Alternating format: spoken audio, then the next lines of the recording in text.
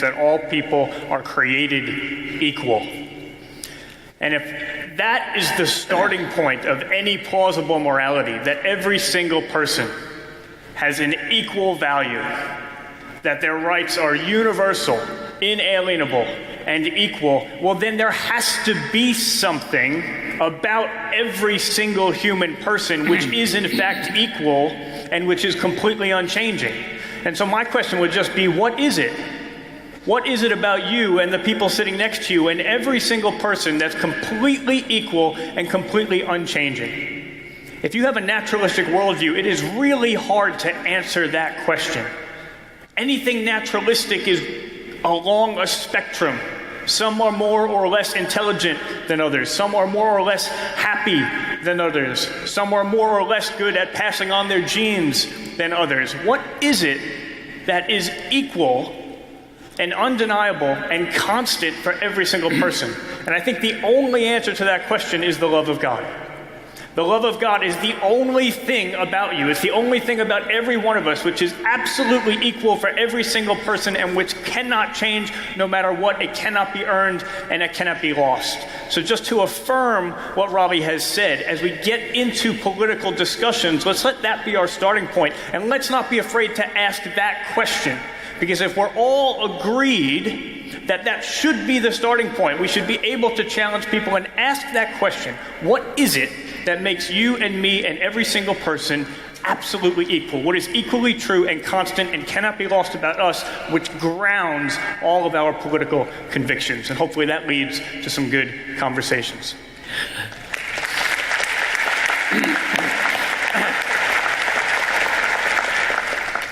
Next question.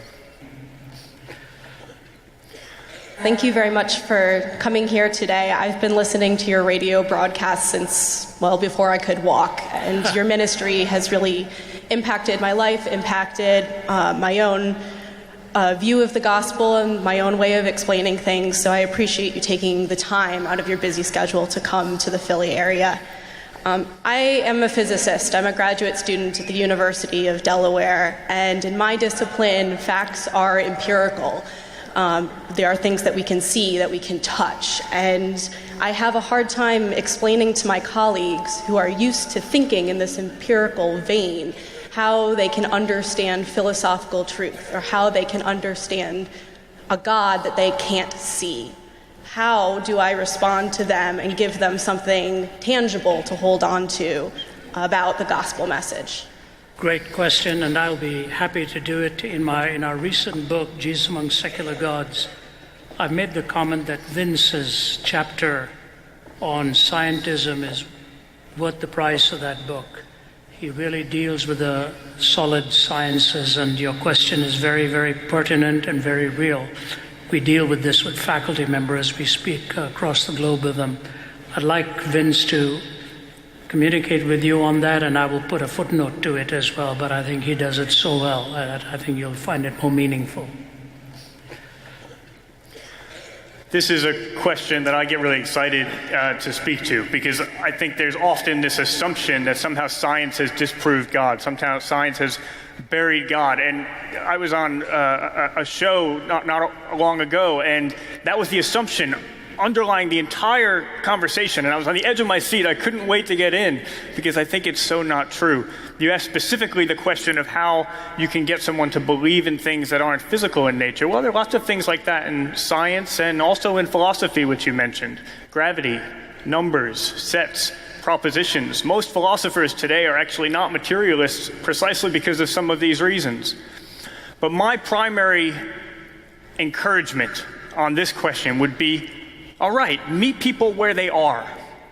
Let's start with the empirical then. Let's start with the sciences, and let's ask that question. Has science pointed away from God? I don't think it's the case. Arguably, the two most significant discoveries in all of cosmology in the last 100 years point strongly to the existence of God. The first one, that the universe has a beginning. Go right back to the beginning of Genesis. People didn't believe that, and it was discovered, and some of the greatest scientists struggled to believe it because they realized how well it would cohere with the Christian faith. And if you have a universe that didn't exist and then came into existence, you have to account for that change. What could cause that? What could be powerful enough and creative enough to cause that? The second discovery in cosmology, that the universe is incredibly finely tuned for life. The way the universe needs to be, in order for life to be possible, not just life as we know it, not just life on the planet Earth, but anywhere in the universe, the probability of that on just natural assumptions is incredibly, incredibly small. Some scientists put it as 1 part in 10 to the power of 10 to the power of 123. If I were to try to write that probability out for you, I couldn't, because I would need more zeros than there are particles in the universe. One scientist likens it to a tornado going through a junkyard and just happening to produce a perfect airplane. How can we account for this? The probability based on chance is almost nothing. But what if it's the case that you have someone who's powerful enough and creative enough and intelligent enough and loving enough to desire to create human persons and to call them into relationship with himself? Interestingly, I saw an interview with Richard Dawkins where he called it a very interesting hypothesis, the idea that life on Earth could have been seeded here by aliens from a different universe. And I couldn't believe it. When I heard it, I thought, wait a minute. Richard Dawkins is not against intelligent design. Actually, he just has a very specific bias against divine design. Let me just take this one step further. The very basis of all science, the regularity of the universe, the fact that we can expect that in the next second and the next minute and tomorrow, gravity, for instance, is going to have exactly the same strength. Why do we just assume that? Somebody might say, well, that's the way it's always been. But that's not an answer, that's the question. Why has it always been the same? And why can we assume it's always going to be the same in the future with perfect regularity? I actually think on logic alone, you have no answer to that question. Einstein said the universe's incomprehensibility, the greatest incomprehensibility, is that it is comprehensible. Why do we have this regular universe that we can actually perform experiments on and discover scientifically? I think only God makes sense of that. And so bring that into the conversation. Maybe it's the case not only that science hasn't disproved God, but that only God proves science. I hope that's helpful.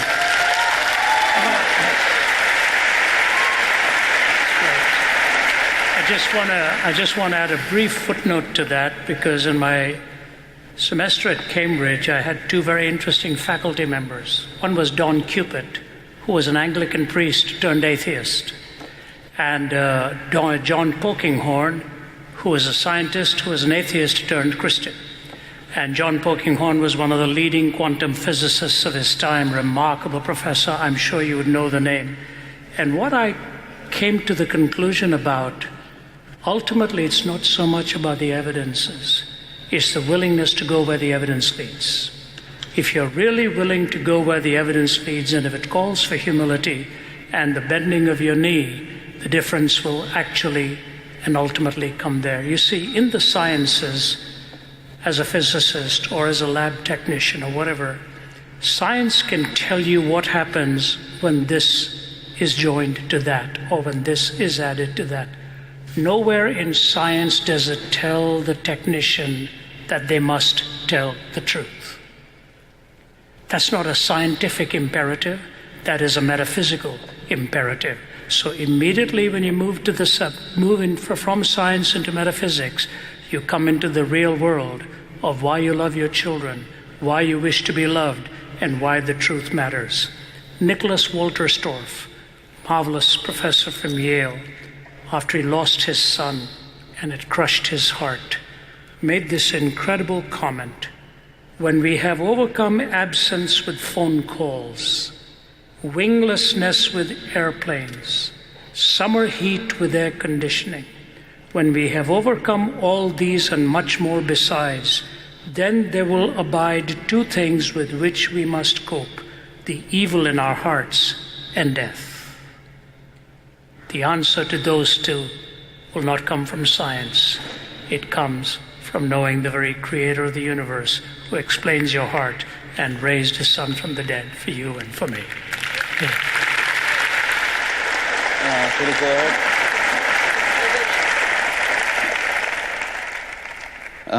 Hi, I'm Sogat Dawari, and I grew up in Kathmandu, Nepal.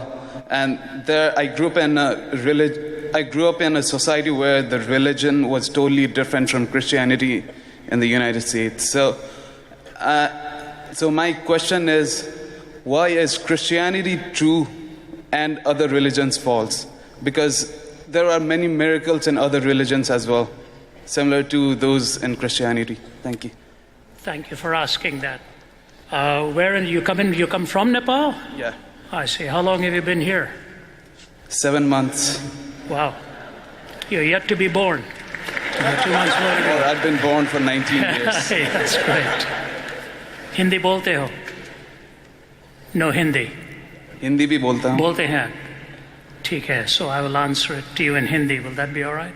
No, I won't do that. Okay. You know, your question haunted me for a long, long time. Because I was born in Chennai, South India, was raised in Delhi. My ancestors were Nambudris, that come from the highest caste of the Hindu priesthood, deep in Kerala. When Thomas the Apostle went to India, he was the one to whom Jesus said, I'm the way, the truth, and the life. No one comes unto the Father except through me. Pretty drastic statement.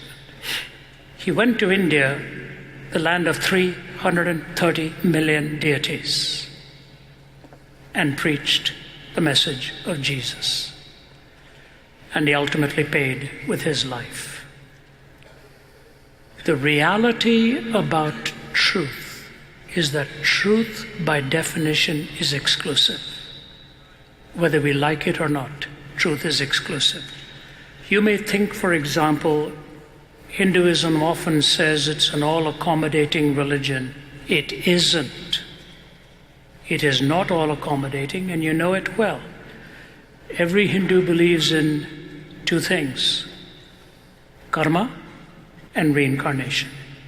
They may have huge differences, but the law of the cyclical rebirth of life and the karmic cycle and the reincarnation are realities within Hinduism. People think Buddhism was very ironic and very accommodating. Not true. Gautama Buddha was born a Hindu, and he rejected the caste system and rejected the authority of the Vedas.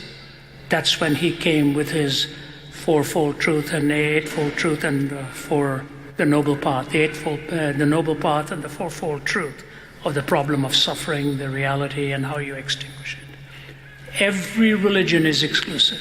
Every religion. Hinduism excludes, Buddhism excludes. You know, it's very interesting. In India right now, they have this new movement. You may have heard it. Ghar Vapas Aa. Come back to your home. Ghar Vapasi. You were converted, come back.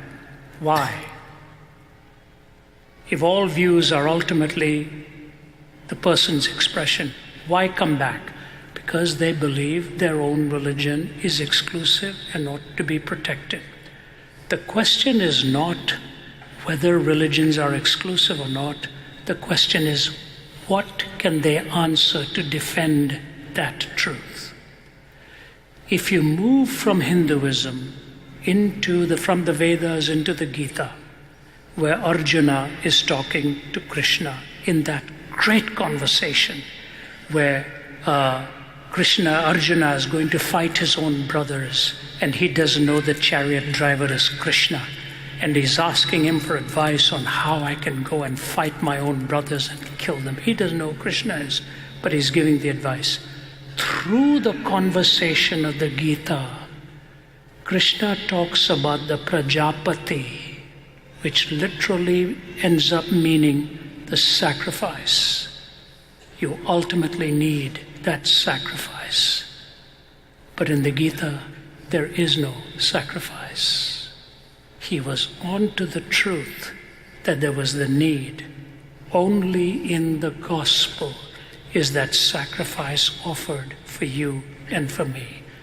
Why is Jesus the way, the truth, and the life? Because he answers the 4 questions with correspondence as truthful and coherence as the 4 coherent answers. It is for this reason that people like Carey and Charlie C.T. Studd and Henry Martin and others went there. I go to India several times a year. Hum dharti ke aadmi hai. Hum dharti ke aadmi hai. I'm a person of the soil. I was born and raised in India. India has a fascinating philosophy. There's a song that you may have heard from Mother India, Duniya mein hum aaye hain to jeena hi padega, jeevan hai agar zahar to peena hi padega, which literally means if I've come into this world, I must live. If living means drinking poison, I must drink it. The fatalism that is present in many of the young, they are hungering for answers. It is not so much the robust attitude of smothering somebody, but the privilege of telling them that Jesus Christ offers his sacrifice for you so that you can have life with purpose. Mahatma Gandhi, who carried a New Testament all his life, made this comment, I like their Christ, I don't like their Christian, because the Christians had victimized him in so many ways. We as Christians need to apologize to the world for the way we have sometimes betrayed the trust. But we do not go to present ourselves. We go to present Christ. If you had the cure for cancer, you would not be sitting at home. You'd be telling the world with cancer where the cure is. In Jesus, you find the answers to the deepest questions of the soul, and you present him as the answer. I'll leave that with you. I'll leave you with 2 footnotes. Why Jesus? I've responded in 1 chapter to the very question you've raised, and also Jesus among other gods. You will see the coherence of his answers.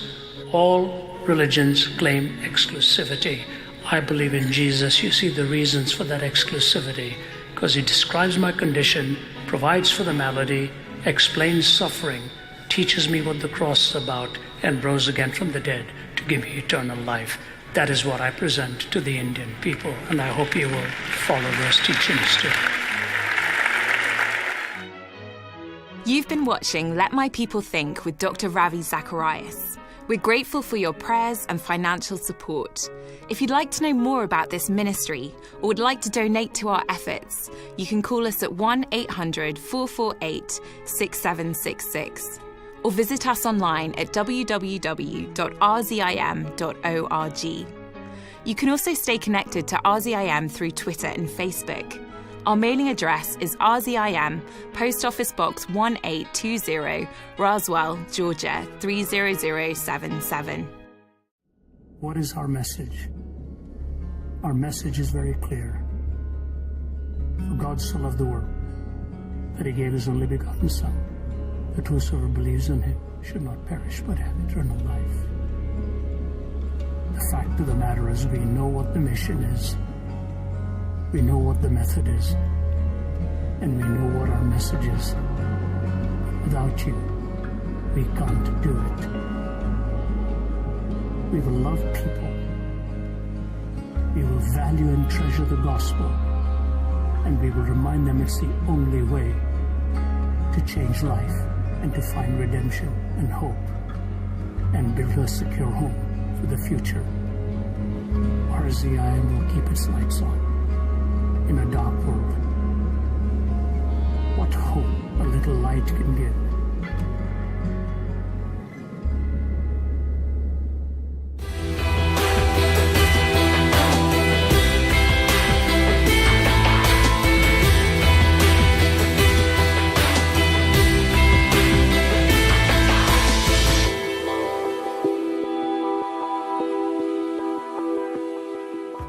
The moral argument is one of the most fascinating argument, and for me, I think is the most compelling, because we exist in a universe that has do's and don'ts. It has rules of behavior.